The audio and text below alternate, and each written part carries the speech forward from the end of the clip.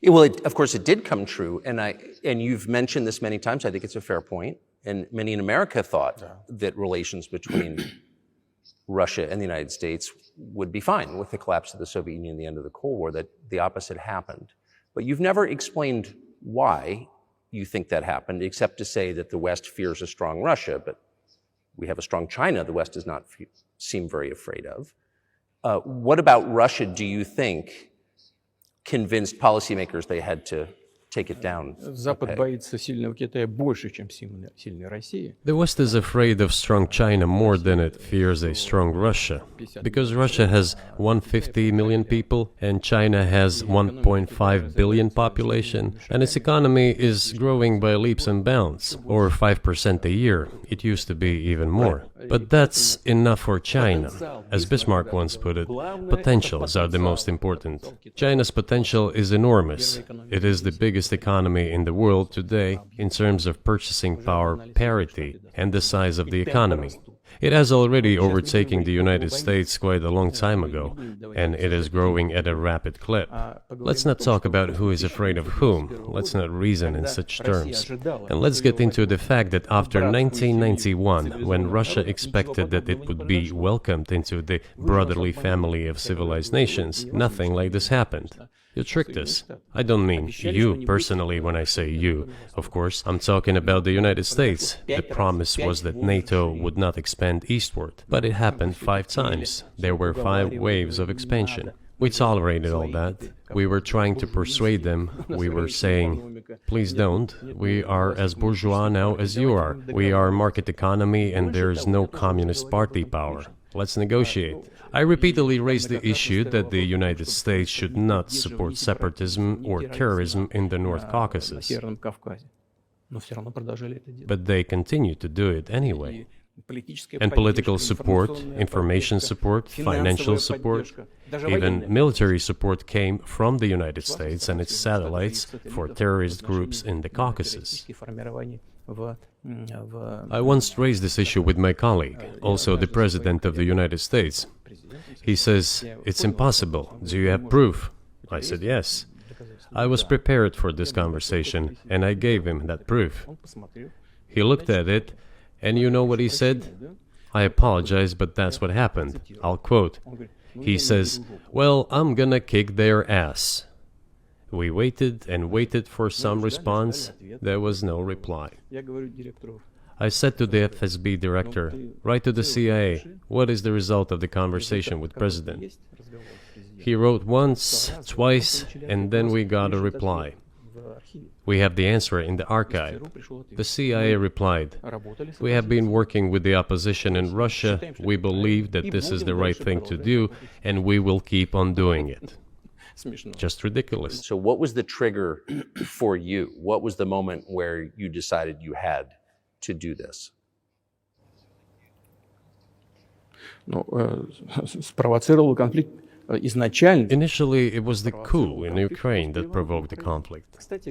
By the way, back then the representatives of 3 European countries, Germany, Poland and France, arrived. They were the guarantors of the signed agreement between the government of Yanukovych and the opposition. They signed it as guarantors. Despite that, the opposition committed a coup, and all these countries pretended that they didn't remember that they were guarantors of the peaceful settlement. They just threw it in the stove right away, and nobody recalls that. I don't know if the US know anything about the agreement between the opposition and the authorities, and its 3 guarantors who, instead of bringing this whole situation back in the political field, supported the coup. Although it was meaningless, believe me, because President Yanukovych agreed to all conditions. He was ready to hold an early election which he had no chance of winning, frankly speaking. Everyone knew that. Then why the coup? Why the victims? Why threatening Crimea? Why launching an operation in Donbass? This I do not understand. That is exactly what the miscalculation is. CIA did its job to complete the coup. I think one of the deputy secretaries of state said that it cost a large sum of money, almost 5 billion. But the political mistake was colossal. Why would they have to do that? All this could have been done legally, without victims, without military action, without losing Crimea. We would have never considered to even lift a finger if it hadn't been for the bloody developments on Maidan. Because we agreed with the fact that after the collapse of the Soviet Union, our borders should be along the borders of former Union's republics. We agreed to that. But we never agreed to NATO's expansion, and moreover, we never agreed that Ukraine would be in NATO. We did not agree to NATO bases there without any discussion with us.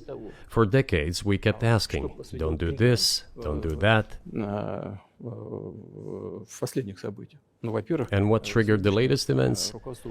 Firstly, the current Ukrainian leadership declared that it would not implement the Minsk agreements, which had been signed, as you know, after the events of 2014 in Minsk, where the plan of peaceful settlement in Donbass was set forth.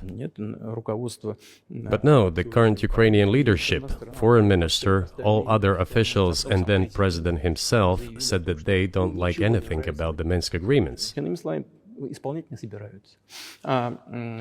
other words, they were not going to implement it. A year or a year and a half ago, former leaders of Germany and France said openly to the whole world that they indeed signed the Minsk agreements, but they never intended to implement them. They simply led us by the nose. Was there anyone for you to talk to? Did you call a U.S. President, Secretary of State and say, if you keep militarizing Ukraine with NATO forces, this is going to be we're going to act?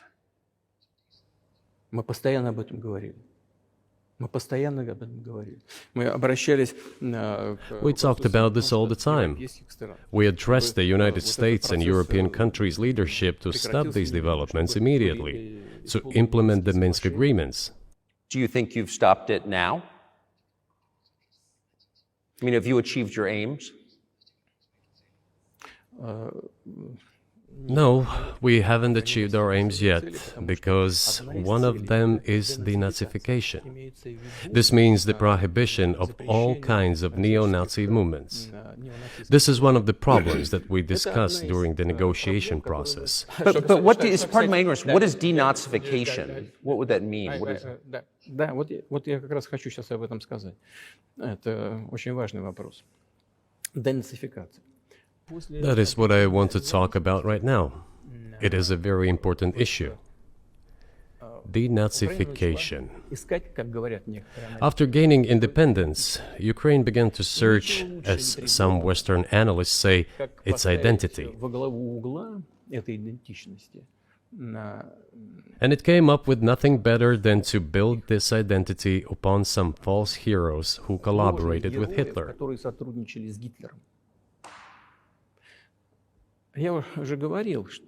I have already said that in the early 19th century, when the theorists of independence and sovereignty of Ukraine appeared, they assumed that an independent Ukraine should have very good relations with Russia.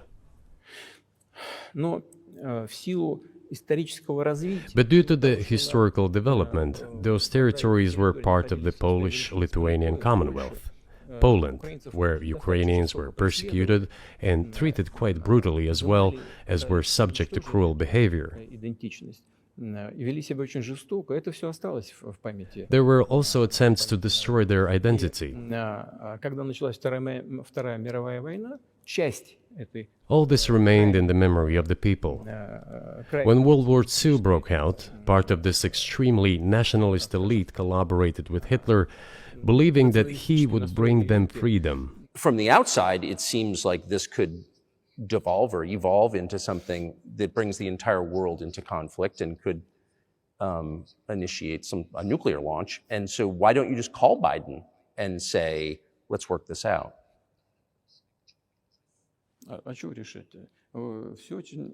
What's there to work out? It's very simple. I repeat, we have contacts through various agencies. I will tell you what we are saying on this matter and what we are conveying to the US leadership. If you really want to stop fighting, you need to stop supplying weapons. It will be over within a few weeks. That's it. And then we can agree on some terms. Before you do that, stop. What's easier? Why would I call him? What should I talk to him about? Or beg him for what? And what messages do you get back? You're going to deliver such and such weapons to Ukraine? Oh, I'm afraid, please don't. What is there to talk about?